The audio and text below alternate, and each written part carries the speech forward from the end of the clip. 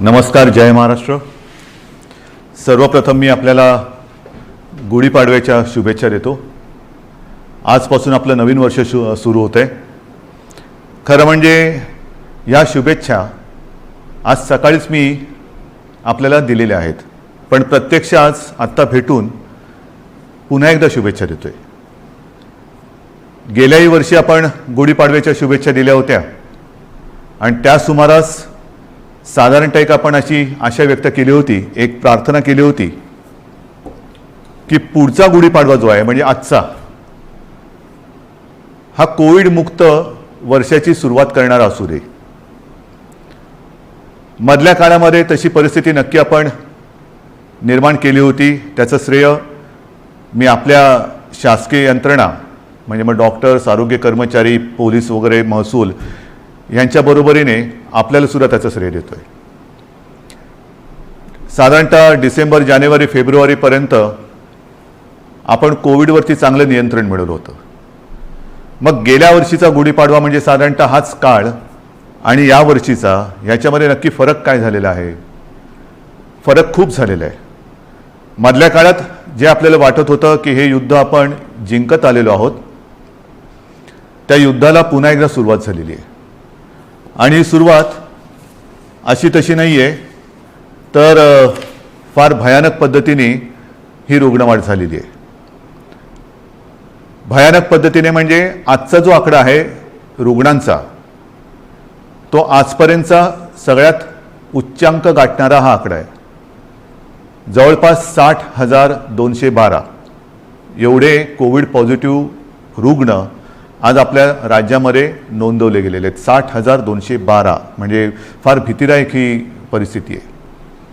त्याच वेळेला मी एक आणखीन गोष्ट आपल्याला सांगू इच्छितो की साधारणतः गेल्या वर्षी जेव्हा कोविडने आपल्या राज्यामध्ये किंबहुना आपल्या देशामध्ये पहिलं पाऊल टाकलं, तेव्हा आरोग्य सुविधा काय होत्या मी वेळोवेळी आपल्याला कल्पना दिलेली आहे। कोविडसाठी चाचणी करणारी जी लॅब आपण म्हणतो ती आपल्या राज्यात 1 किंवा 2च होत्या। आज सर्व मिळून जवळपास 523 चाचणी केंद्र आपल्या राज्यामध्ये आहेत। आता तुम्ही म्हणाल तुम्ही 523 सुरू केलेत, ते केलेलीच आहेत, पण तरी देखील चाचणीसाठी आणि चाचणीचे रिपोर्ट यायला उशीर लागतोय। कारण सरळ आहे की आता त्या वाढवलेल्या सुविधा सुद्धा आपल्याला अपुऱ्या पडायला लागलेल्या आहेत। प्रत्येक गोष्टीची एक क्षमता असते, त्या क्षमतेपेक्षा अधिक भार जर कोणत्याही यंत्रणेवरती पडला किंवा टाकला तर साहजिकच आहे काही काळ हे असं चालत राहील आणि मग काही काळानंतर ती यंत्रणा कोलमडून पडेल। आज आपल्या चाचणी केंद्रांवरती प्रचंड ओझं आलेलं आहे। रोजच्या रोज आपण चाचण्यांची संख्या वाढवतो आहोत। साधारणतः 85,000 करत होतो, ते आता 2.25-2.5 लाखापर्यंत गेलेले आहे। अजूनही वाढवतो आहोत। मुंबईमध्ये सुद्धा आपण खूप वाढ केलेली आहे। कोविड केअर सेंटर्स गेल्या वेळेला साधारणतः 2600 होते, 2665, आता 4000च्या आसपास आपण केलेले आहेत। बेड्सची संख्या वाढवलेली आहे। बेड्ससुद्धा मी बघतो इकडे की गेल्या वेळेला किती होते, गेल्या वेळेला साधारणतः 3.25 लाख होते, आता 3.5 लाखाच्या वरती गेलेले आहेत। म्हणजे याच्यामध्ये सगळे आले, आयसोलेशन बेड्स आले, व्हेंटिलेटरचे आले, साधारणतः मध्यम लक्षणाचे आले, सगळेच। पण आता या सुविधांवरती भार यायला लागलेला आहे।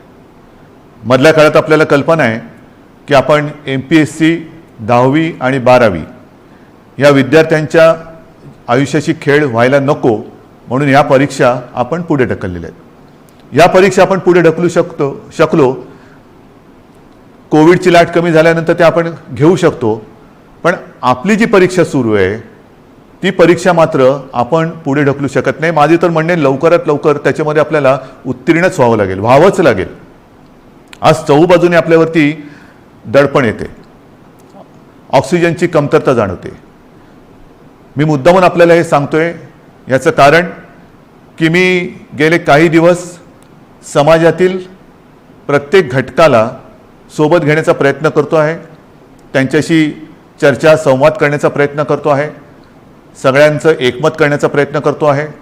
साहजिकच आहे मतमतांतरही असणारच, पण ही मतमतांतरं किती काळ आपण चर्चा करत बसायची? चर्चा चर्चा चर्चा, निष्पन्न काहीच नाही।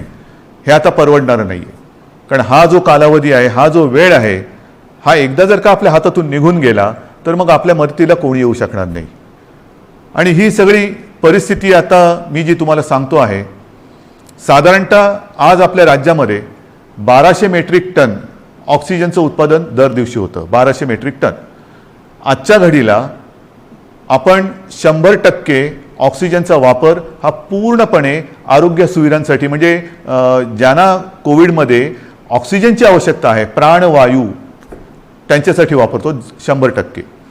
आणि हा वापर जर 1200 मेट्रिक टन आपला रोजचा उत्पादनाचा आकडा मी आपल्याला सांगितला, तर साधारणतः आजच आपण 950 ते 1000 टन प्रतिदिन एवढा ऑक्सिजन कोविड रुग्णांसाठी वापरतो आहोत. म्हणजे किती आपण काठोकाठ आलो ते बघा. बेड्स मिळत नाही आहेत, ऑक्सिजन आत्ता अपुरा पडायला लागलेला आहे. रेमडेसिवीर औषधांची प्रचंड मागणी वाढलेली आहे.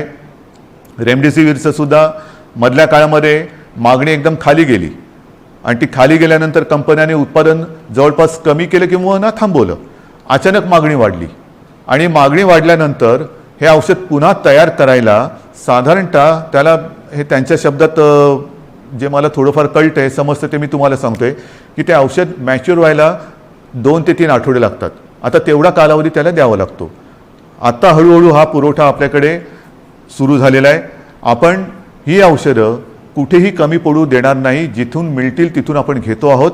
ऑक्सिजनसुद्धा मी मुद्दामून आपल्याला हा नकाशा आपल्यासमोर दाखवतो आहे. केंद्राकडे आपण विनंती केलेली आहे. एक 4-5 दिवसापूर्वी माननीय पंतप्रधानांसमवेत जी व्हिडिओ कॉन्फरन्स झाली, त्या व्हिडिओ कॉन्फरन्समध्ये सुद्धा ही परिस्थिती मी त्यांना सांगितली. साहजिकच आहे, पंतप्रधान आहेत, त्याच्यामुळे मी काही वेगळं सांगण्याची आवश्यकता नाही. रोजच्या रोज त्यांच्याकडे हा अहवाल जातो आहे. रुग्णसंख्या किती आहे, एकही रुग्णसंख्या किंवा मृत्यू आपण लपवत नाही आहोत, हे तर तुम्हाला पहिल्यापासून माहिती आहे. पारदर्शकपणाने सगळ्या गोष्टीला तोंड देतो आहोत, धाडसाने तोंड देतो आहोत, हे महत्त्वाचं आहे. काही लपवत नाही आहे. आणि म्हणून मी त्यांना विनंती केली की पंतप्रधान महोदय, की आम्हाला आत्ताची जी काय परिस्थिती आहे ती पाहिल्यानंतर येत्या काही काळामध्ये ऑक्सिजनची आवश्यकता लागणार आहे. आमच्या इथे जे कारखाने आहेत किंवा जे उद्योग आहेत त्यांना मी विनंती केलेली आहे, त्यांनी तसं कबूल केलेलं आहे. त्यांच्या क्षमतेप्रमाणे ते आपल्याला ऑक्सिजन द्यायला त्यांनी सुरुवातही केलेली आहे.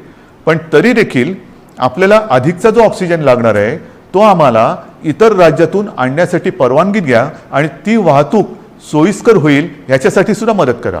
आता हे त्यांना सांगितल्यानंतर साधारणतः हा नकाशा बघा. ह्या नकाशामध्ये कुठून कुठून ऑक्सिजन आणण्यासाठी आपल्याला त्यांनी परवानगी दिलेले ते आपल्याला कळेल. विशेषतः ही जी राज्य आहेत ईशान्येकडची, ही किती 1000 किलोमीटरवरती आहेत, किती शेकडो किलोमीटरवरती. म्हणजे इतर राज्यातून जर का ऑक्सिजन आणायचं झाला तर त्यालाही यायला किती वेळ लागणार आहे हे सुद्धा आपल्याला माहिती असणं गरजेचं आहे. म्हणजे हा एकदम शेवटचा जो आहे पश्चिम बंगालमधला आहे, तो 1300 किलोमीटरवरती. म्हणजे असे खूप काही शेकड्यापासून, म्हणजे काही आपल्या राज्यात आहेत, परंतु इतर राज्यांमध्ये सुद्धा जे कारखाने किंवा ऑक्सिजन उत्पादक आहेत त्यांच्याकडनं आपल्याकडे ऑक्सिजन यायला रस्त्याने आणि रोजचा किती येणार, किती आणणार, सुरळीत पुरवठा आपल्याला पाहिजे. आणि त्याच्यासाठी मी माननीय पंतप्रधानांना काही विनंत्या करतो आहे. त्या बाकीच्या तर मी आपल्याकडे सांगतोच, पण एक विनंती मी त्यांना करतो आहे, ज्याच्याबद्दल मी अधिकृत पत्र पण लिहितो आहे, की ही रस्त्याने आता ऑक्सिजन आणेपर्यंत आमच्याकडे फार विचित्र परिस्थिती निर्माण झालेली आहे. मला कल्पना नाही असं करता येणं शक्य आहे का. असेल तर आपल्याला लष्करी तज्ज्ञांची मदत घेऊन जर हवाई वाहतुकीने आमच्याकडे ऑक्सिजन आणू शकलो आपण आणि आणू शकत असू तर कृपा करून आम्हाला नुसती परवानगी नाही तर एअरफोर्सला सांगून आम्हाला मदत करायचे तसे आदेश द्या. एवढी निकड आता आपल्याला ऑक्सिजनची लागलेली आहे. कारण तुम्हाला मी हा नकाशा दाखवला, आपल्याकडनं टँकर जाणार, तिकडनं ते भरणार, त्याच्याकडनं ते आपल्याकडे येणार. कदाचित तिथे जरी टँकर्स मिळाले तरी तिथे ते टँकर भरले जाणार आणि आपल्याकडे येणार. पुन्हा इकडे आणून एका वेळेला किती आणणार, आणखीन ऑक्सिजन लागणार. मग रोजची ही वाहतूक आपल्याला सुरू ठेवावी लागणार. रोज आपल्याला ऑक्सिजनचा हा पुरवठा लागणार आहे, रोज आपल्याला रेमडेसिवीरचा पुरवठा लागणार आहे. आणि ही सगळी परिस्थिती बघितल्यानंतर मग मात्र आपल्याला ही आपत्कालीन परिस्थिती आहेच ही धरून हवाई वाहतुकीने लष्कराच्या मदतीने सुद्धा जर करता येणं शक्य असेल तर कृपा करून तशी मदत आम्हाला करावी अशी विनंती मी आपल्या माध्यमातून सुद्धा, म्हणजे आता या फेसबुक लाईव्हच्या माध्यमातून आणि मी स्वतः व्यक्तिगत फोनही करीन आणि पत्रसुद्धा लिहितोय. तर ही एक मागणी आहे. तसंच आणखीन 1-2 मागण्या ज्या मला काही वर्गाने केलेल्या आहेत त्यासुद्धा मी वाचूनच दाखवतो की साधारणतः मार्च महिन्यामध्ये GSTचा परतावा दाखल करण्याची मुदत असते. ती मुदत लघु आणि मध्यम उद्योजकांसाठी आणखीन 3 महिन्यांनी वाढवावी अशी मी विनंती माननीय पंतप्रधानांना करतोय. की आता हे सगळे संकटातच आहोत आपण. हे संकट ही आपत्ती आहे. या आपत्तीमध्ये आपणच यांना सांभाळून घ्यायला पाहिजे. कारण इतर वेळेला अर्थचक्र चालवणारी हीच लोक आहेत. उद्योगधंदे राहिले पाहिजेत, रोजीरोटी राहिली पाहिजे, नाहीतर मग जगायचं कशासाठी. तर त्यांना थोडासा एक आधार देण्यासाठी GSTचा जो एक परतावा आहे तो त्याला 3 महिन्यांनी तरी किमान मुदतवाढ द्यावी अशी मी माननीय पंतप्रधानांना विनंती करतो आहे. नंतर जसे आपण बघत असतो की भूकंप होतो, काही वेळेला अतिवृष्टी होते, पूर येतो, मग ती नैसर्गिक आपत्ती आपण जाहीर करतो. नैसर्गिक आपत्ती जाहीर केल्यानंतर मग त्याच्यामधले जे काही निकष असतात त्या निकषच्या अनुषंगाने आपण वैयक्तिक मदत ही करत असतो. तर ही सुद्धा एक नैसर्गिक आपत्ती आहे, तिथं आपण सगळ्यांनीच मानलेली आहे. पण ह्या नैसर्गिक आपत्तीमध्ये जसं इतर नैसर्गिक आपत्तीमध्ये जे निकष आपण लावतो आणि विशेषतः ज्यांची रोजीरोटी ही ह्याच्यामध्ये थोडीशी हल्लेली आहे म्हणा, किंबहुना जाण्याची शक्यता निर्माण झालेली आहे, त्यांच्या रोजीरोटीवरती गदा किंबहुना संकटात सापडलेली आहे, अशा लोकांना व्यक्तिगत मदत आपण काय करू शकतो ती मदतसुद्धा द्यावी अशी मी माननीय पंतप्रधानांकडे विनंती करतो आहे. याचं कारण असं की ही आपत्ती ही फार विचित्र आहे. याच्यावरती अजूनही म्हटलं तर औषध सापडलेलं तर नाहीच आहे, पण लस ही सापडलेली आहे. माननीय पंतप्रधानांनी सांगितलं की 11 ते 14 तारखेपर्यंत टीका महोत्सव करा आहे. माझं तर म्हणणं केवळ 4च दिवस नाही, आम्ही लसीकरणाचा वेग हा मोठ्या प्रमाणात वाढवलेला आहे. पुन्हा मी त्या लस किती मिळते आणि किती ह्या राजकारणात जाऊ इच्छित नाही, पण लसीकरण हे वाढवावंच लागेल. लसीकरण का वाढवायचं तर लसीकरण केल्यानंतर ह्या लाटेतून बाहेर पडू का नाही, कारण लस दिल्यानंतर सुद्धा प्रतिकारक शक्ती यायला काही दिवस जावे लागतात. नक्कीच आत्ताची लाट ही प्रचंड मोठी आहे. या लाटेतून आपल्याला काही गोष्टी मी पुढे सांगणार आहेत त्या करूनच बाहेर पडावं लागेल. परंतु लसीकरण एवढ्यासाठी की लसीकरण केल्यानंतर 3री लाट, कारण जगामध्ये आता 3री लाट, 4थी लाट, 5वी लाट ह्या अशा लाटामागून लाटा ह्या येत आहेत, हा अनुभव आहे. जसं ब्रिटननी काय केलं, 2.5 ते 3 महिने अत्यंत कडक निर्बंध लावले, लॉकडाऊन केला. पण दरम्यानच्या काळामध्ये त्यांनी संपूर्ण जनतेला, जवळपास काही टक्के जनता त्यांनी आता कव्हर केली, 50%हून जास्त झाली असेल जनतेला, त्यांनी वॅक्सिनेशनच्या माध्यमातून एक सुरक्षित केलं. लसीचा पहिला डोस देऊन टाकला आणि तो दिल्यानंतर आत्ताचं तिथलं जे चित्र आहे, हॉस्पिटलायझेशन बरंचसं कमी झालेलं आहे, मृत्यूदर हा घटलेला आहे. मग त्याच दिशेने, त्याच मार्गाने आपल्याला देखील जावं लागेल. आपल्याला येत्या काही काळात भरपूर प्रमाणामध्ये लसीकरण वाढवावं लागेल की जेणेकरून पुढची लाट आपण कदाचित थोपवू नाही शकणार, पण तिचा वेग हा मंदावू शकू. म्हणजे पहिली लाट आता जर का बघितलं आपण पाठीवळून बघताना, तर या लाटेच्या तुलनेत ती लाट काहीच नव्हती. एवढी प्रचंड मोठी ही लाट आहे. अजूनही आपण पीकच्या जवळ गेलो आहोत की नाही कळायला मार्ग नाही आहे. रोजची रुग्णसंख्या वाढते आहे की कुठपर्यंत वाढेल सांगता येत नाही. एक वेगळेपण मी आपल्याला सांगतो की गेल्या वर्षीसुद्धा जेव्हा कोविडची सुरुवात झाली तेव्हा साधारणतः आपण एक चित्र समोर ठेवत असतो की आज एवढी रुग्णसंख्या आहे तर 15 दिवसानंतर रुग्णसंख्येत किती वाढ होईल, रुग्णवाढ किती होईल, महिन्याभरानंतर रुग्णवाढ किती होईल, आणखीन अशीच रुग्णवाढ राहिली, हाच वेग राहिला तर किती दिवसात किती रुग्णवाढ होईल. आणि मी आपल्याला सांगू इच्छितो, गेल्या वर्षी केवळ आपल्या आणि आपल्याच जिद्दीमुळे आणि आपल्या संयमाने, आपल्या सहकार्यामुळे जे काही चित्र आपल्याला दाखवलं गेलं होतं तेवढी लाट आपण येऊ दिली नव्हती. त्यापेक्षा कितीतरी खाली आपण कोविडला ठेवला होता. म्हणजेच काय, आपण एकदा हे करून दाखवलेलं आहे. होय, एकदा आपण हे करून दाखवलेलं आहे, कोविडवरती नियंत्रण मिळवून दाखवलेलं आहे. मात्र यावेळीची जी लाट आहे ती लाट आणि जे काही चित्र समोर रुग्णवाढीचं ठेवलं जाते ते जवळपास येते. म्हणजे जी अपेक्षित रुग्णवाढ 15 दिवसांनी किती होईल, महिनाभरानंतर किती होईल, हे जे काय सांगितलं जाते ते चित्र हे यावेळेचं जवळपास सारखं आहे. गेल्या वेळेला जेवढी आपण आरोग्य सुविधा वाढवली की आरोग्य सुविधा नाही म्हटलं तरी तोकडी पडताना आपल्याला आता दिसते, आपण अनुभवतो आहोत. पण म्हणून आपण काही स्वस्त नाही बसलेलो, आपण हातपाय गाडून अजिबात बसलेलो नाही, बसणारच नाही. जिद्दीने आपण लढणार आणि जिंकणारच, जिंकायचंच ही जिद्द घेऊनच आपण युद्ध लढतो आहोत. आज सुद्धा मी जे काय आपल्याला सांगणार आहे ते का पाहिजे. एक तर ही रुग्णवाढ भयावह आहे, भीतीदायक आहे. ऑक्सिजनचा उपयोग आपल्याला जास्त करावा लागतोय कारण तेवढी रुग्णसंख्या वाढते. ऑक्सिजनची कमतरता ही आता जाणवायला लागलेली आहे, औषधांची कमतरता ही जाणवायला लागलेली आहे, रुग्णशय्यांची कमतरता ही आता दिसायला लागलेली आहे. आपण येत्या काळामध्ये पुन्हा एकदा आरोग्य सुविधा आणखीन वाढवत आहोत. मुंबईत वाढवतोय, विदर्भात वाढवतोय, पुण्यात वाढवतोय, सगळीकडे वाढवतो आहोत. जिथे जिथे जे जे करता येणं शक्य असेल ते आपण सगळे मिळून करतो आहोत. मग तिकडे ऑक्सिजनचे बेड्स वाढवायची आवश्यकता असेल तर ते वाढवतो आहोत, व्हेंटिलेटर्स वाढवण्याची आवश्यकता असेल तर ते वाढवतो आहोत, आयसोलेशन बेड्स वाढवण्याची आवश्यकता असेल ते वाढवतो आहोत, क्वारंटाईन वाढवण्याची आवश्यकता असेल ते वाढवतो आहोत. पण हे एकतर्फी झालं. एकतर्फी म्हणजे असं की त्याला अजून दोन गोष्टी आहेत.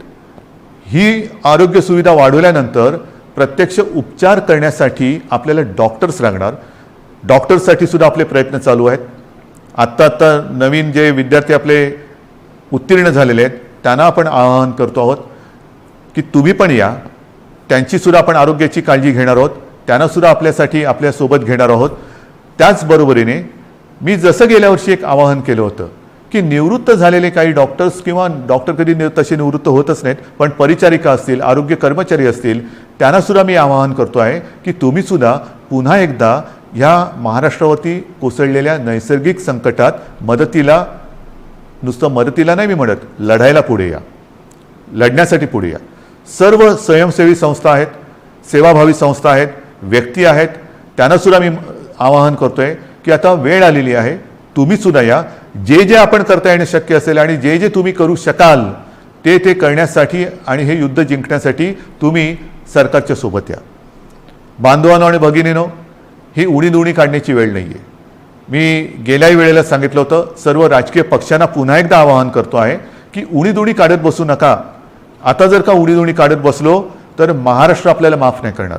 राजकारण आपण वृत्तपत्रात वाचलं की माननीय पंतप्रधानांच्या समवेत झालेल्या व्हिडिओ कॉन्फरन्समध्ये सुद्धा मी त्यांना हीच विनंती केली की देशातील सर्व प्रमुख राजकीय नेत्यांना एकत्र बोलून व्हिडिओ कॉन्फरन्सच्या माध्यमातून सर्वांना सांगा की आत्ता राजकारण बाजूला ठेवा. हे फार मोठं संकट आहे. आपण एकत्र येऊन जर का लढलो नाही, जर आपण याला साथ म्हणत असू तर आपण सुद्धा एक साथ आलो पाहिजे, एक साथ लढलं पाहिजे, तरच या साथीवरती आपण विजय मिळवू शकतो. आणि म्हणून ही सगळी परिस्थिती आपल्याला सांगितल्यानंतर नाईलाजाने मला काही गोष्टी या थोड्याशा बंधनात्मक आपल्याला कराव्या लागणार आहेत. आणि मला खात्री आहे की हे जे निर्बंध आपण लावतो आहोत हे केवळ आणि केवळ आपल्यासाठी आहेत. मला आनंद होतोय असं कृपा करून समजू नका. मी गेले महिनाभर साधारणतः याची कल्पना देत आलेलो आहे की असं नाही झालं तर काय होईल, तसं नाही झालं तर काय होईल. आपण तसं म्हटलं तर बराचसा वेळ चर्चेमध्ये आणि विचारविनिमयात घालवलेला आहे. आता मात्र कडक पावलं उचलण्याची आवश्यकता आणि ती वेळ तो क्षण आलेला आहे. मग काय करायचं. मी एकदम काही लॉकडाऊन असं म्हणत नाही आहे, पण काही निर्बंध हे साधारणतः त्या सदृश्य आहेत. कारण ही साखळी जर का तुटली नाही तर ही साखळी आपल्याला पूर्ण गुरफटून गुंबरून टाकल्याशिवाय राहणार नाही. आपल्याला रोजीरोटी महत्त्वाची आहेच, त्याहीबद्दल मी बोलणार आहे, पण रोजीरोटीच्या बरोबरीने आधी जीव वाचवायला पाहिजे. जीव वाचलं तर सगळं काही आहे. आणि जीव वाचवणं हाच आत्ता आपल्यासमोरचा महत्त्वाचा मुद्दा आहे. आणि तो वाचवण्यासाठी मी पुन्हा एकदा सगळ्यांना हात जोडून विनंती करतो आहे की आजपर्यंत जी काही निर्बंध आपण टाकलेले होते त्या निर्बंधात आता आपण अधिक वाढ करतो आहोत. आणि हे निर्बंध उद्या 8 वाजल्यापासून, संध्याकाळी 8 वाजल्यापासून आपल्या राज्यात लागू होतील. एक फक्त अपवाद थोडा आपल्याला करावा लागणार आहे, कारण तिथे 2-4 दिवसामध्ये मतदान आहे, ते म्हणजे पंढरपूर मंगळवेढा मतदारसंघ, विधानसभा मतदारसंघ. आपल्याला कल्पना आहे की तिथले आपले लोकप्रतिनिधी भारत भालके यांचं कोरोनामुळेच निधन झालं होतं. दुर्दैवाने ते आपल्यातून गेले आणि त्यांची जी जागा आहे त्या मतदारसंघात येत्या 2-5 दिवसामध्ये मतदान आहे. मतदान झाल्यानंतर मात्र तिकडे सुद्धा हे निर्बंध अत्यंत कडकपणाने लागू होतील. म्हणून मी थोडंसं माझ्या आणि आपल्या सगळ्यांच्या मनाविरुद्ध असलं तरी ह्या काही गोष्टी आपल्याला सांगतो आहे. मला खात्री आहे की आजपर्यंत जसं सहकार्य आपण मला केलं, ज्या ज्या गोष्टी मी आपल्याला सांगितल्या त्या गोष्टी आपण पाळल्या, तसंच सहकार्य येत्या काही दिवसासाठी आपण मला कराल आणि तसं करावं अशी मी पहिल्या प्रथम आपल्याला विनंती करतोय. काही निर्बंध मी आपल्याला वाचून दाखवतो आहे आणि बाकीचे सर्व निर्बंध जे आहेत, सगळे नियम आहेत, ते लवकरात लवकर हे प्रसिद्धी माध्यमाच्या माध्यमातून आणि आपल्या जी काही साईट आहे त्याच्यावरती अपलोड केले जातील की जेणेकरून सर्वांना अत्यंत स्पष्ट शब्दात त्याची कल्पना येईल. जे निर्बंध आहेत ते असे आहेत की उद्या संध्याकाळपासून आपण ब्रेक द चेन म्हणजे ही शृंखला तोडायची, आपल्याला तोडावीच लागेल. आणि ती तोडण्यासाठी आपण राज्यात 144 कलम लागू करतो आहोत. म्हणजेच आजपर्यंत ही दिवसा जमावबंदी आणि रात्री संचारबंदी असं होतं, कधी रात्री जमावबंदी करत होतो. आता मात्र आपल्याला पुढचे किमान 15 दिवस राज्यामध्ये संचारबंदी लागू करावी लागत आहे. अनावश्यक येणं जाणं हे आपल्याला आता पूर्ण बंद, मी टाळणं म्हणत होतो, आता ते पूर्ण बंद करावं लागणार आहे.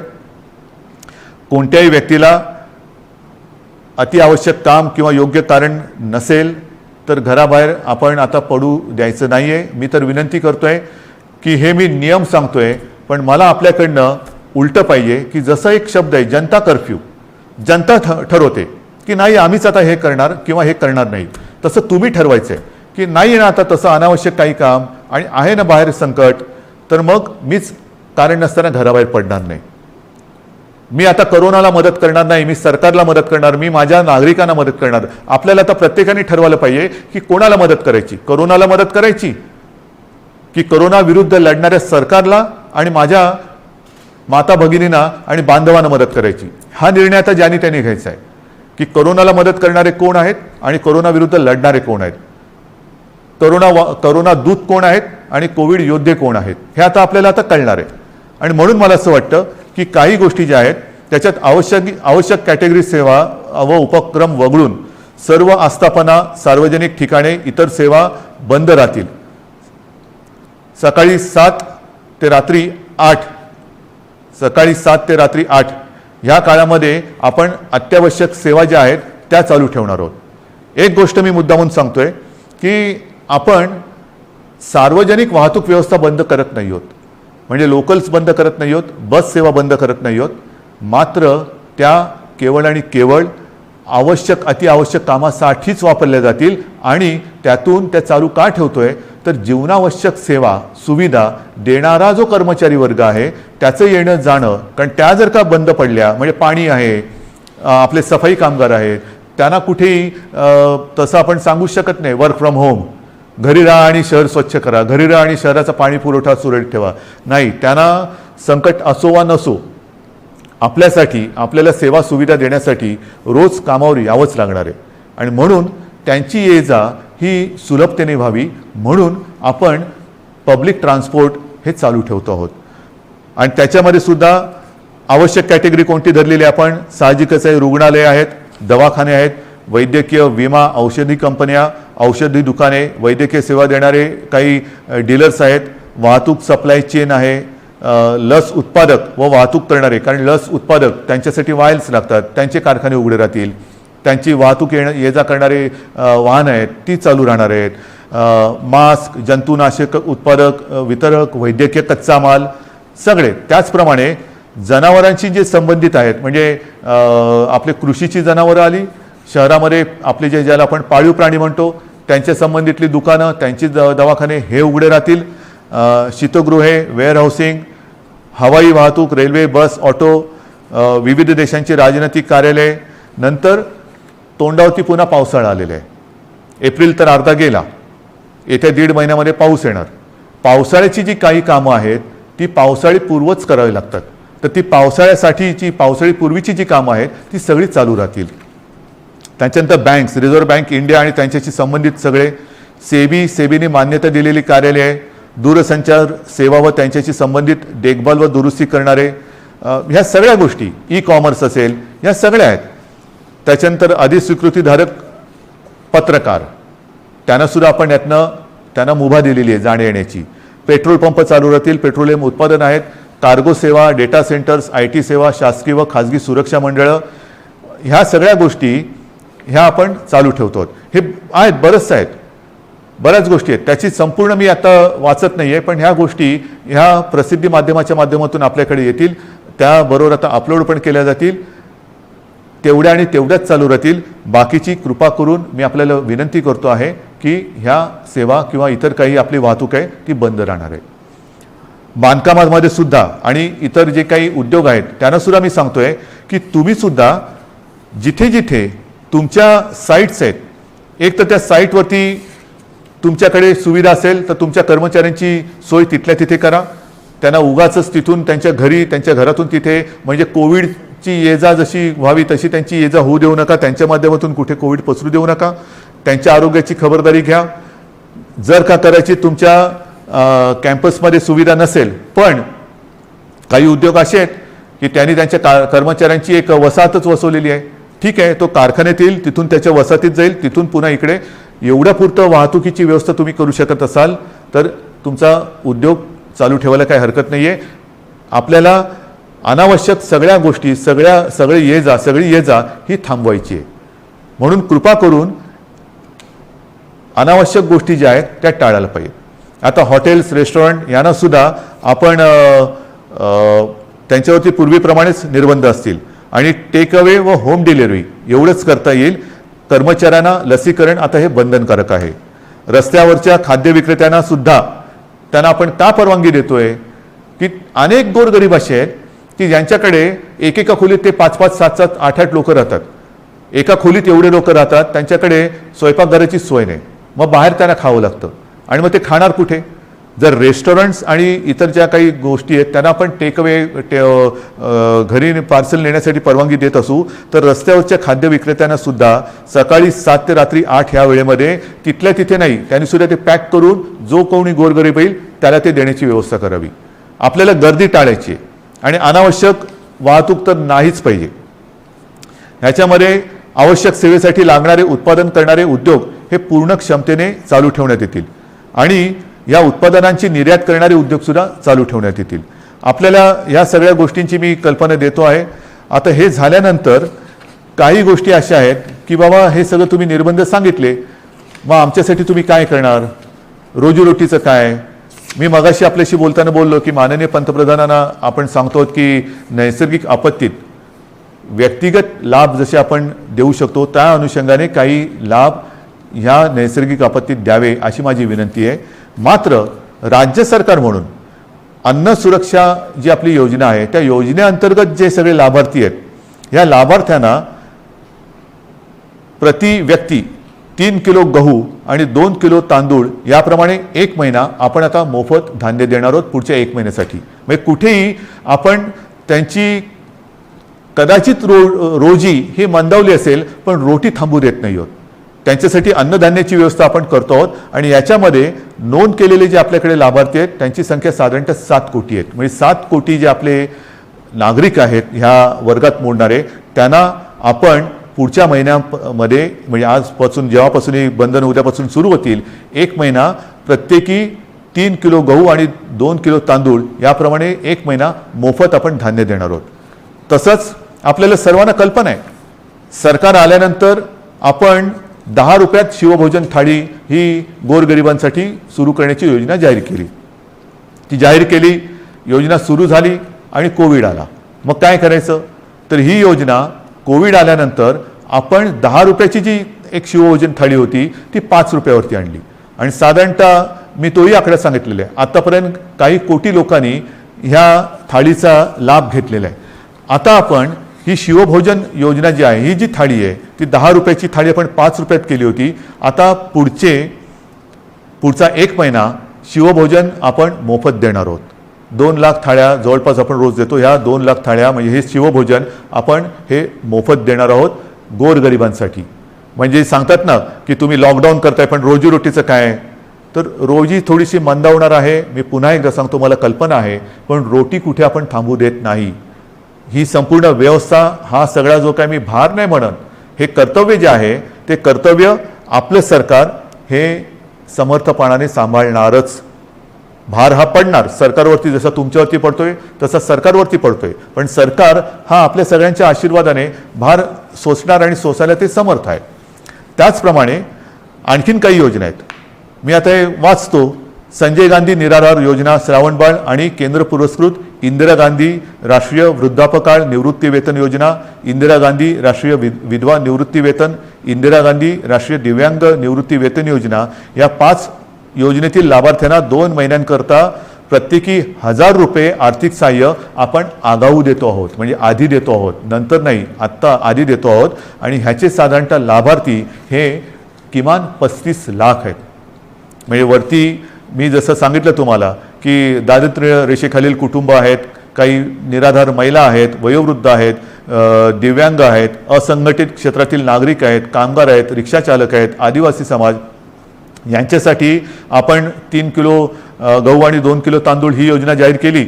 शिवभोजन आपण पुढचा महिनाभर मोफत देतो आहे. त्याच्यानंतर आता ह्या योजना, त्याच्यात जो 1000 रुपयांचा जो देणं असतं आपण ते आगाऊ देतो आहोत आणि त्याच्यात 35 लाख लोक आपण त्यांना एक नाही म्हटलं तरी आधार देतो आहोत.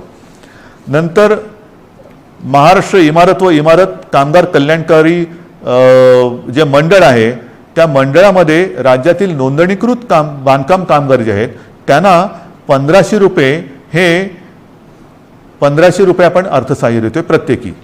म्हणजे त्याच्यामध्ये साधारणतः 12 लाख पुन्हा लाभार्थी आहेत जे आपल्याकडे नोंदणीकृत आहेत. हे 1500 रुपये आपण त्या बांधकाम वर्गातील कामगारांना देतो आहे. घरेलू कामगार, आता हा एक वेगळा आपण हे करतोय. घरेलू कामगार जे नोंदणीकृत घरेलू कामगार आहेत त्यांच्यासाठी सुद्धा आपण एक निधी देतो आहोत. म्हणजे हा सुद्धा एक मोठा वर्ग आहे तसा, जो नोंदणीकृत आहे त्यांना आपण हा निधी देतो आहोत. त्याच्यानंतर आता पुन्हा तळहातावरती पोट, हे ज्यांचं आहे तोच हा वर्ग आहे. त्याच्यामध्ये आणखीन थोडा वर्ग बाकी आहे, तो म्हणजे अधिकृत फेरीवाले. अधिकृत फेरीवाले आहेत, या फेरीवाल्यांसुद्धा आपण एका वेळचे 1500 रुपये प्रत्येकी देतो आहोत. फेरीवाल्यांसाठी जे अधिकृत नोंदणीकृत आहेत फेरीवाले त्यांना देतो आहोत. आणि हे जे देणं आहे हे या फेरीवाल्यांची स्वनिधी योजनेत बँकांकडे नोंदणी असल्यामुळे बँकांमार्फत हे त्यांच्या बँकेत हा जो काही निधी आहे तो त्यांना हस्तांतरण दिलं. ह्याच्यामध्ये जवळपास 5 लाख लाभार्थी आहेत. तसंच आपले रिक्षाचालक आहेत, कारण सगळंच बंद केल्यानंतर रिक्षाचालकांनी काय करायचं, तर ह्याच्यामध्ये सुद्धा जे परवानाधारक रिक्षाचालक आहेत त्या रिक्षाचालकांना सुद्धा एका वेळेचं आपण 1500 रुपये हे देतो आहोत. आता याच्यामध्ये सुद्धा साधारणतः 12 लाख लाभार्थी आहेत. म्हणजे तुम्ही बघत जा, 7 कोटी, 35 लाख, 12 लाख, 5 लाख, 15 लाख, आपण जे जे करता येणं शक्य असेल ते करतो आहोत. माझ्या आदिवासी समाजासाठी सुद्धा खावटी योजनेचा लाभ घेत असलेल्या आदिवासी कुटुंबांना प्रति कुटुंब आपण एका वेळेचं 2000 रुपये हे आर्थिक सहाय्य देतोय. ह्याच्यामध्ये सुद्धा आता लाभार्थी 12 लाख आहेत. म्हणजे आपण जेवढं करता येणं शक्य असेल तेवढं करतो आहोत. हे आत्ताच्या घडीला हे आपण जे पटकन करता येणं शक्य आहे ते करतो आहोत. त्याच्यानंतर आता ह्या टाळेबंदी हा शब्द वापरायचा न वापरायचा, पण ही जे काही निर्बंध आहेत त्या काळामध्ये आपल्याला कोविडवरची उपाययोजना जी आहे त्याच्यामध्ये इतर काही सुविधा वाढवायच्या आहेत. त्याच्यानंतर औषधं खरेदी आली, व्हेंटिलेटर्स खरेदी करणं आलं, सुविधा आली, सुविधांची उभारणी आली, त्याच्यासाठी काही पैसे लागतात. तर त्याच्यासाठी आपल्या जिल्हाधिकारी त्यांना काही पैसे आपल्याला त्यांच्याकडे देऊन ठेवावे लागतात की तुम्हाला आवश्यकतेनुसार, कारण पटकन आता रुग्ण आला आणि काही गरज लागली तर विचारत बसायचं नाही, जे जे करता येणं आवश्यक आहे ते तिकडे करायचं. आणि त्यांच्यासाठी सुद्धा आपण साधारणतः 3300 कोटी फक्त आणि फक्त कोविडसाठी म्हणून बाजूला काढून ठेवतो. म्हणजेच काय की आपण हा सगळा जर का एक आढावा घेतला तर ढोबळमानाने हे सगळं आपण करण्यासाठी जवळपास 5400 कोटी रुपये आपण हे विविध ज्याला आधार देतो म्हणतो, तुम्ही नुसती मदत नाही पण एक आधार देण्यासाठी आणि कोविड वाढू नये वाढलाच तर औषधोपचारासाठी सुविधांसाठी म्हणून आपण एवढा एक निधी बाजूला काढून ठेवतो आहे. आणि म्हणून मला असं वाटतं बांधवांनो आणि भगिनींनो, मी सगळी परिस्थिती आहे ही आपल्यासमोर ठेवलेली आहे. ऑक्सिजनची सुद्धा परिस्थिती आपल्याला सांगितलेली आहे, बिकट आहे. पुन्हा एकदा सांगतो, साधारणतः आपल्या राज्याची क्षमता ही 1200 मेट्रिक टन प्रतिदिनी उत्पादनाची आहे. आज जवळपास 950 मेट्रिक टनपर्यंतचा वापर ऑक्सिजनचा फक्त आणि फक्त कोविडग्रस्त रुग्णांना, ज्यांना ऑक्सिजनची आवश्यकता आहे, ज्यांचा श्वास घ्यायला त्यांना त्रास होतो आहे, ही कल्पनासुद्धा करणं अशक्य आहे, अवघड आहे की श्वास रोखला जातो म्हणजे काय होतं आहे, घुसमटणं म्हणजे काय आहे. त्यांचा श्वास मोकळा होण्यासाठी, त्यांचा श्वासोच्छ्वास परत नैसर्गिक होण्यासाठी म्हणून हा आपण ऑक्सिजन वापरतो आहोत. पण ह्याच संख्येने जर रुग्णवाढ होत राहिली तर हाताशी राहिलेला ऑक्सिजन हा येत्या काही दिवसात संपल्याशिवाय राहणार नाही. आजसुद्धा रोजची आपली रेमडेसिवीरची जी गरज आहे, किती वापर होतो आहे, सगळीकडनं मागणी होते, रेमडेसिवीर पाहिजे, रेमडेसिवीर पाहिजे. आपल्याला कल्पना आहे आपल्या राज्यात आजच्या दिवशी साधारणतः किती रेमडेसिवीर इंजेक्शन वापरले जातात? साधारणतः 40 ते 50 हजार, म्हणजे 40 ते 50 हजार सरासरी रोजची आजची आपली रेमडेसिवीर इंजेक्शनची ही मागणी आहे, गरज आहे. आता तुम्ही विचार करा, आजच्या घडीला रेमडेसिवीर थोडंसं कमी पडते, त्याची आपण हे करतोय, सोय केलेली आहे, येत्या काही दिवसात ते नियमित होईल. पण जर काही रुग्णसंख्या, रुग्णवाढ अशीच राहिली, याच पटीत वाढत राहिली तर येत्या काही दिवसामध्ये रेमडेसिवीरची आवश्यकता ही दुप्पट होणार आहे. म्हणजे जिकडे 50,000 असेल तिकडे 1,00,000 होणार आहे. 1,00,000 म्हणजे अजून एवढीच रेमडेसिवीरची आवश्यकता आपल्याला आहे. हे सगळं मी अत्यंत प्रामाणिकपणाने आपल्यासमोर ठेवलेलं आहे. त्याच्यामध्ये कुठेही लपवाछपवी नाही, कुठेही अपारदर्शकता नाही. ही बंधनं केवळ आणि केवळ एक नाईलाज म्हणून आपल्याला आता ही स्वीकारावी लागत आहेत. याचं कारण की जगभराचा जो अनुभव आहे, आरोग्य सुविधा वाढवणं, लसीकरण वाढवणं, मात्र त्याच वेळेला ते वाढवण्यासाठी थोडीशी एक मध्ये आपल्याला संधी लागते. ती संधी आणि ही साखळी तोडण्यासाठी आपल्याला हे निर्बंध स्वीकारावे लागतात. हे पूर्ण जगाने आता स्वीकारलेलं सत्य आहे. आणि म्हणून माझी आपल्याला हात जोडून विनंती आहे की ही बंधनं ही एकतर्फी टाकलेली नाही आहेत. ही बंधनं टाकण्यामागे जो उद्देश आहे तो केवळ आणि केवळ प्राण वाचवणे हाच एक उद्देश आहे. आनंददायी ही परिस्थिती नाही आहे, घाबरण्यासारखं सुद्धा तसं नाही आहे, कारण आपण समर्थपणाने ह्याचा मुकाबला करतो आहोत.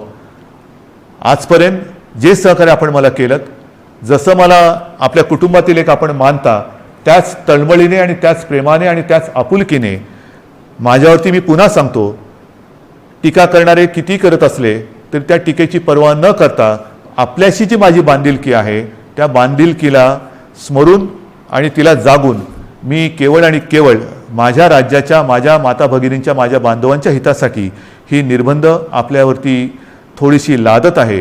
कृपा करा, न चिडता, न रागावता, समजून घेऊन सहकार्य करा आणि ही लढाई जिंकायला नुसती मदत नाही तर मी पुन्हा एकदा सांगतो की आपण सगळे सैनिक म्हणून सोबत या आणि ही लढाई जिंकायचीच या जिद्दीने पुन्हा एकदा कंबर कसून कोविड भगाव ह्या पद्धतीने आपल्याला आता हे करावं लागेल. आजपर्यंत जसं सहकार्य केलं तसंच सहकार्य यापुढेही अपेक्षित आहे. सर्वांना धन्यवाद देतो. जय हिंद, जय महाराष्ट्र. एबीपी माझा, उघडा डोळे बघा नीट.